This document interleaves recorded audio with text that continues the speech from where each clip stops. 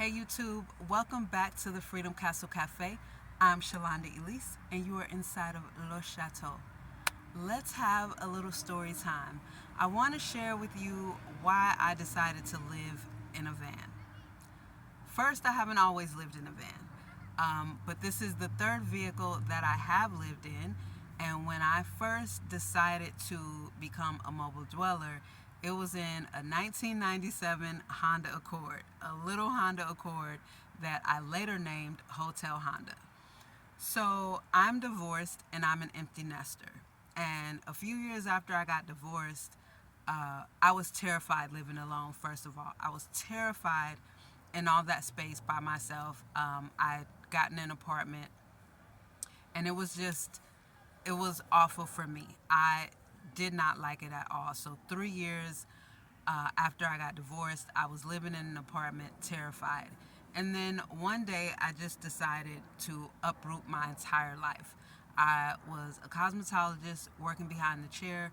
My books were a month and a half filled out, and I left all my clients.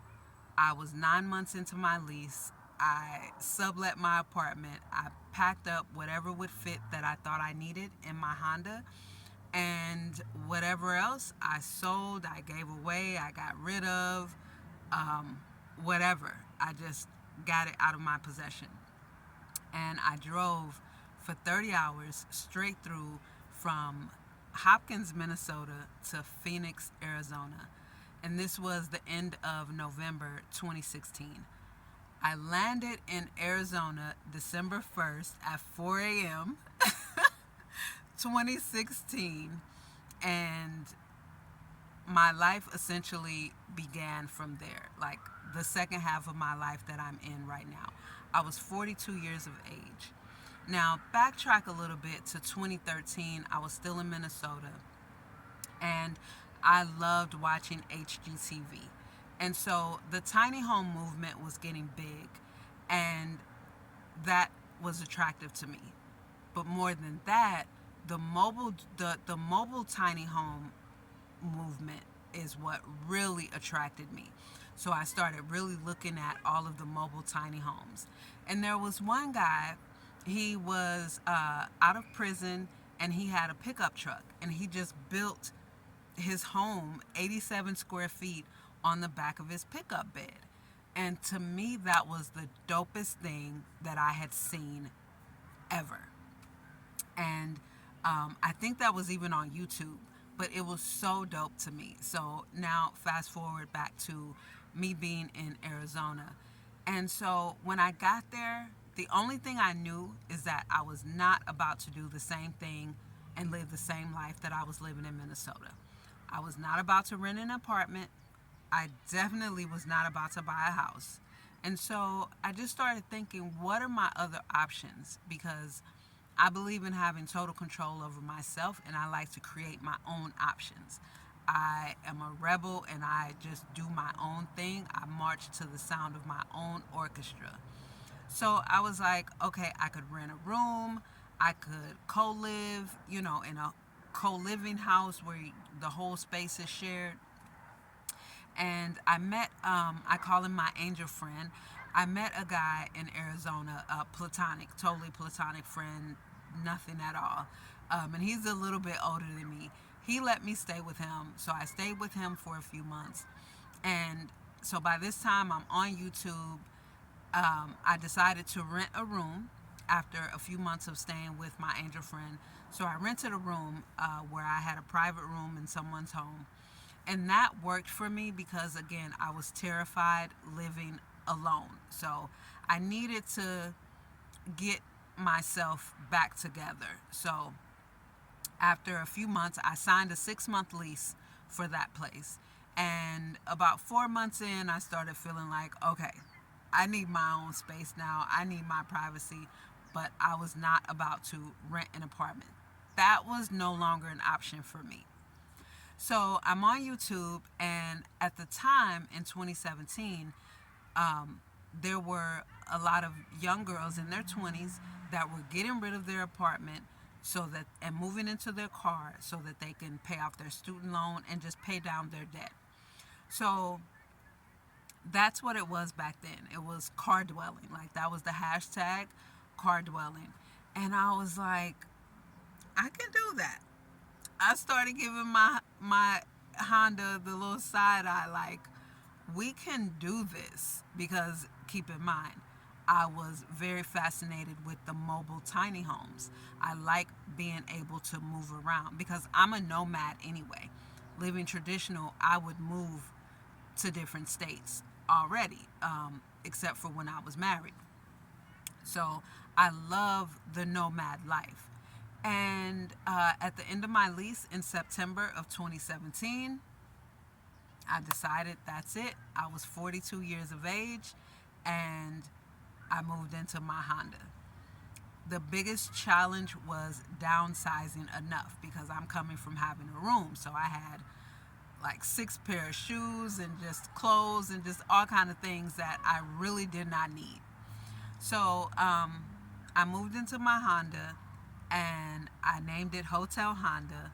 And the first night I slept in there, it was just in a little strip mall parking lot. I didn't have any window coverings. I didn't have anything. Like I was fresh. I didn't even have tinted windows. It was just fresh. And the Honda itself didn't have any type of factory tint. It was just clear glass. So the first night, I was a little nervous. I can't say that I slept extremely well because, again, I was nervous. I didn't have any tent or window coverings or anything, but I loved it. I knew that that was it for me.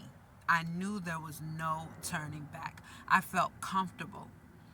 I love the tiny space. I love the small space. For me, it just feels like a hug, and I love hugs. I'm a hugger. So to live in a space so small that I feel safe and like I'm being wrapped and hugged, that that had me sold. That was it for me.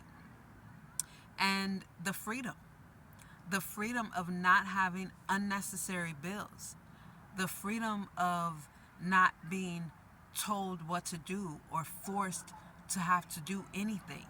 That was another thing that was just right up my alley because I'm a rebel. I've always done my own thing and I've always marched to the sound of my own orchestra. That's just who I am.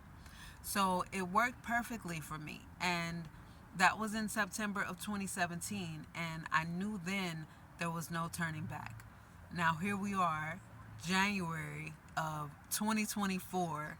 I'm currently in my third vehicle, which is a van. I'm in a 2004 Dodge S6T, and there was 61,000 miles on it when I got it, which was excellent. And it is my full-time home. I don't travel place to place. I'll live in one place for a few years and then I'll move to the next place, but I don't live on the road. And for me, it was just from being very fascinated by the mobile tiny homes. Being a mobile dweller, a van dweller, was a natural progression for me. Being an empty nester and a divorcee, I just love it. I feel safe. I don't ever worry about anyone breaking in because people steal vehicles to joyride. There are no seats in here. So I absolutely love it. And I don't see myself turning back until I buy my own land and build my own small little something on there. I don't want a large space, not a large living space. So that's pretty much it. That is pretty much it. The combination of being terrified, living in a spacious apartment alone, and the bills, which I feel are unnecessary for me. I don't need all that. I don't need all that space. And I really like to control and conduct my life in the way that I see fit. And being a mobile dweller allows me to do that. Living in a van allows me to do that. Being a nomad without anyone sending me bills every 17 days, it allows me to do that. I don't even think I can add anything else to it because that's really all. But I would love to hear, if you watching this, if you are a mobile dweller, whether full time or part time, or if you travel, or if it's something that you're thinking about.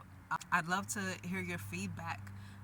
Again, I just wanted to share my story with you on why I chose to live in a van. And I don't see myself ever turning back, going back to any former old life or lifestyle that I ever had. So thank you guys so much for tuning in. Thank you for watching this video, especially if you watched it all the way to the end. I really appreciate it. If you like this video, like it. If you are not subscribed, go ahead and subscribe. And I'll see you guys in my next video. Thanks again for tuning in.